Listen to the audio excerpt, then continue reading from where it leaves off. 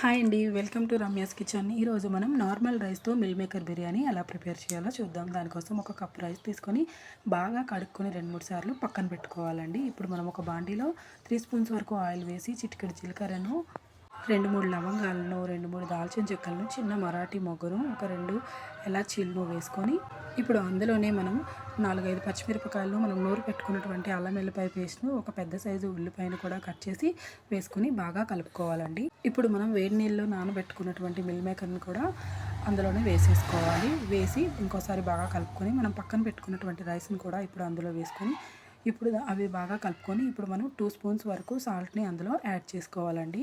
తర్వాత ఇప్పుడు మనం ఒక కప్పు రైస్ తీసుకున్నాం కదా, 2 కప్స్ వరకు వాటర్ తీసుకోవాలండి. ఏ కప్తో రైస్ తీసుకున్నామో దాంతోనే 2 కప్పుల వరకు మనము వాటర్ని కూడా తీసుకొని ఇంకోసారి బాగా కలుపుకొని ఇప్పుడు హై ఫ్లేమ్లో ఒక 5 నిమిషాలు బాగా ఉడికించుకోవాలండి.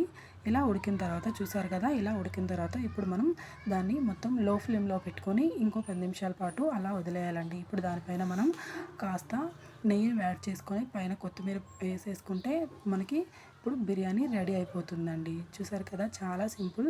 ఇది పిల్లలకి చాలా కారం లేకుండా చాలా చక్కగా ఉంటుందండి. Thank you for watching.